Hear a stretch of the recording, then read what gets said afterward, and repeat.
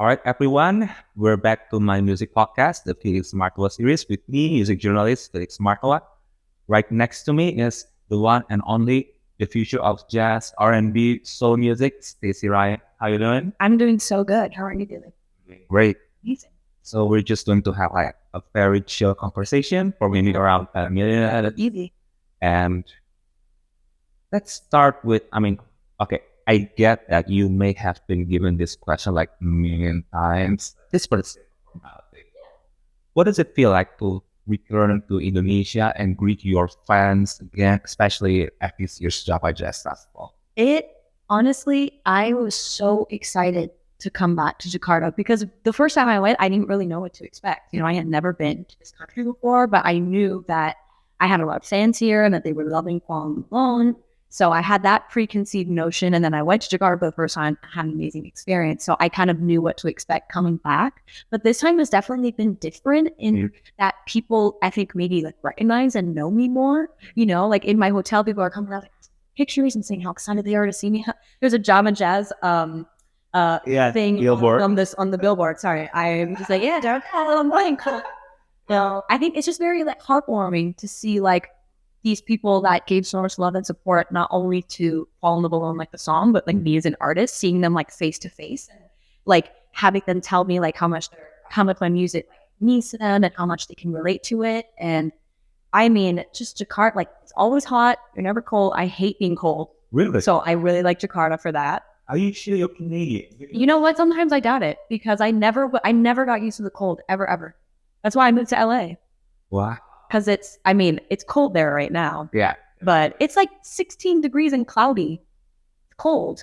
That's not very. So it's not cold, but see, that's what I'm saying. That's cold for me because I never liked the cold. Balmy at best. Yeah, but LA should be sunny and hot. Okay. But all I have to say is I love Jakarta and people, or Indonesia as a whole, and I love all the people here. All right, so I want to talk a little bit about your debut EP. Congratulations. Thank you. I don't know what love is, and you know what? Neither do I. I mean, I still don't. I still don't. Maybe I never will. And you know what? I repeated that EP on my headset the whole way from my house to this office. Mm-hmm. And it kind of intrigued me in a way because for someone who basically sings about love for a living, you still don't get what love is. So I think I'm just curious, why that title? Why giving that title to your debut EP? Yeah. So actually, it was a friend of mine who gave me the idea. Not the song, the idea of a name. Yeah. We were in the car together with her parents. And we were like coming up with ideas, and she just says like, I don't know what love is. And I'm like, oh, that's nice. I like the way that sounds. But to me, I didn't have like a connection to it at the time. And the more that I thought about it, the more that I realized that every single song on I Don't Know What Love Is not a typical 100% love song. Because I'm not like, none of these songs is me writing about how much I love someone else. Sometimes it's me loving the idea of someone or missing the feeling, or unrequited feelings, or, self-love, like somebody good, trying to be your own good person. So at the end of the day, I went through all these different kinds of love, and I still don't know what love is. So they all have a tie together. But you know what? I have this very deep but maybe stupid question. No questions are stupid. That's very wise. You immediately my favorite person ever. All right. So here's my question, okay? Yes. What is it about love that fascinates so many artists like yourself? Why you love again and again and again since like the Beatles? Why you love them? I think it's just like the most like raw and pure emotion that the human can feel. And there's so many different ways to look at it. So many different kinds, So like, and that's it, the emotion that we probably feel. Maybe not probably feel most of the time because everyone's different, but that's the emotion that evokes the deepest like feelings in us, So when we're writing songs, we're writing music about emotions, a lot of the time, love is involved in some way or another. If you're heartbroken or if you're so in love, like you're feeling so deeply that you write a song and you write music about it. Do you feel a sort of responsibility to be like the quote unquote oracle for your audience, for anyone who's seeking the knowledge of love? I think that I write what's personal to me. But at the same time, what's personal to me is relatable to so many people.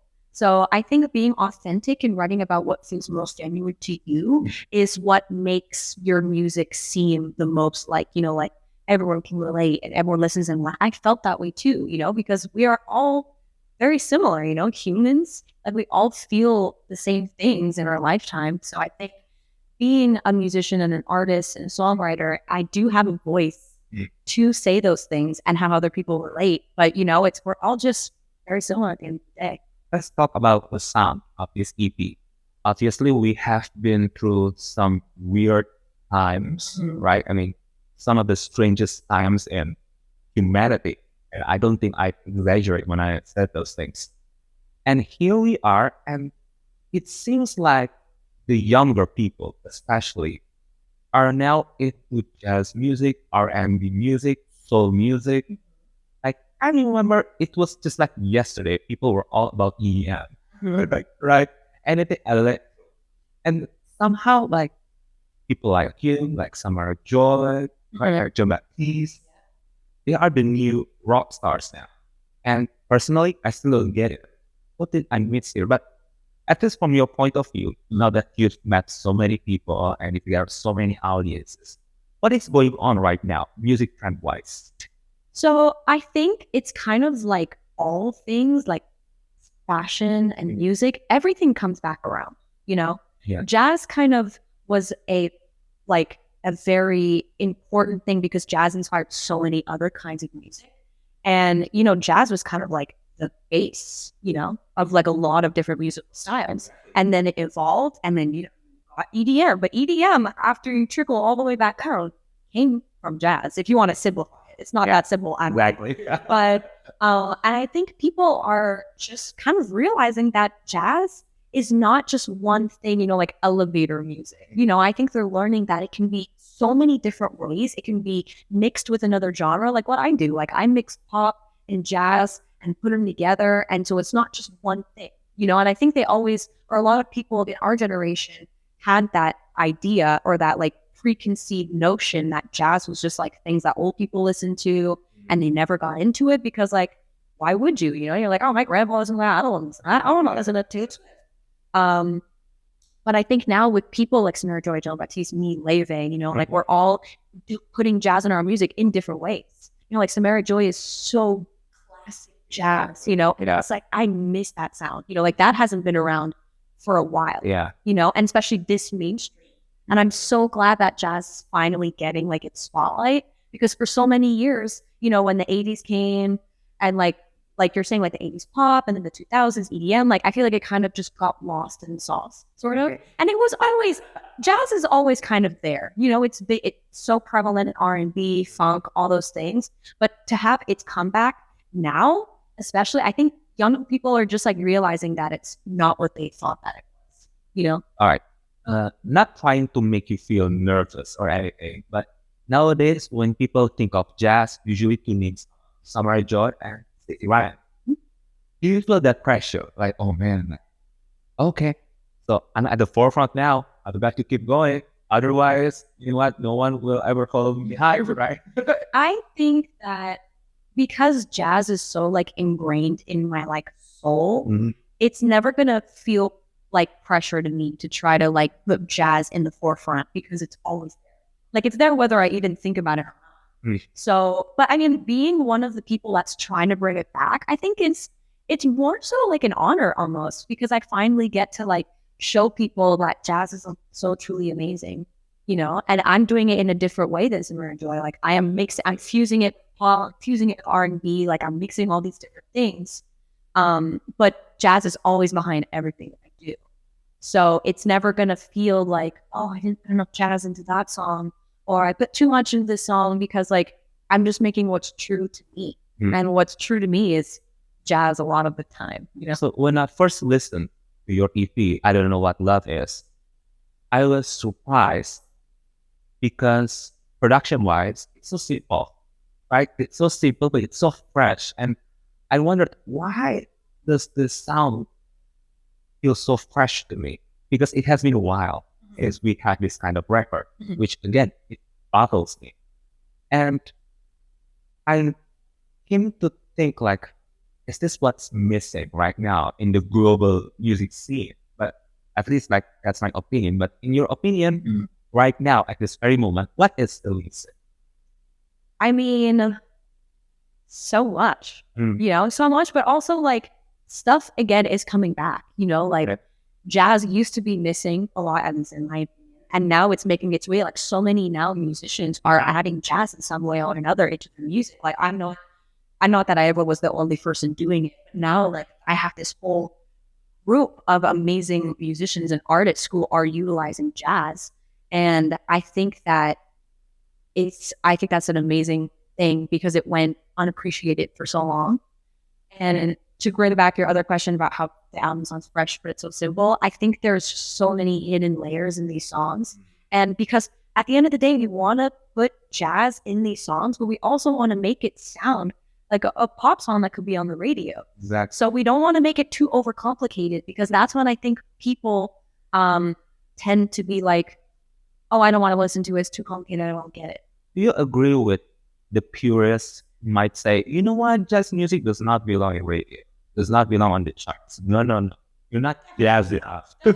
Well, I have gotten that before, that I'm not jazz enough, because I mean, jazz is like a spectrum. It's not just one thing, like I think people relate or often tell me like, oh, I'm just hear the jazz queen of TikTok. And I like literally gave myself that name like years ago. I was like mostly a joke. Like I wasn't even like a serious thing. And I'm like, this is not even jazz. Like this is pop music, which yes, it is pop music, but there's also a lot of jazz elements in that. And I also incorporate jazz like in other ways, maybe not in my music that I put on Spotify, but I do so many jazzy TikToks. I do like jazzy covers. I take rap songs and like make them 4-part harmony jazz. So it's all around for me, Okay, so now we're entering the final segment of our conversation, unfortunately. But let's make this fun. This is a lightning round, okay? Perfect. I have these random questions for you to answer. Everything is harmless, but it may take like 1 or 2 seconds for you to think for the right answer. Okay. All right. First question. Freaky Friday situation. Let's say you can switch bodies with anyone for just a day. Which one would you choose? Olivia Rodrigo or Billie Eilish? Oh, I think I would go with Olivia Rodrigo because I love her clothing style. Okay. I love her fashion. Same question, but this time, Matt Healy of 1975 or Chris Martin of Coldplay? Who's Martin for sure? Really? Yeah. Same question, Beyonce or Adele? Adele. Adele? Beyonce is iconic, don't get me wrong. Okay. I just have loved Adele deeply for like so long. And it's just it's cool. Okay. All right. Stacey, thank you so much for your time. Thank you. You were a great interviewer. Oh, really? Yes. I mean, you guys, I am honestly, honest to God, nervous. Like, you guys You did show it. showed up before I was mentally prepared to face her. Yeah, I came in the room and you were like, huh? Right now? Wait, we did awesome. Thank you. Oh my gosh. I don't know whether I should be humbled or sad about myself because I need your approval so much. Feel like you did a great job. You did. Thank you, Stacey. You're welcome. All right. I'll see you at Jabba Jazz. Yeah. And hopefully we get to chat again some other time. I'm sure. All right, guys. That's all of our interview with Stacey Ryan. Check out my next episode at the Felix Martua Series next time. Bye. Bye.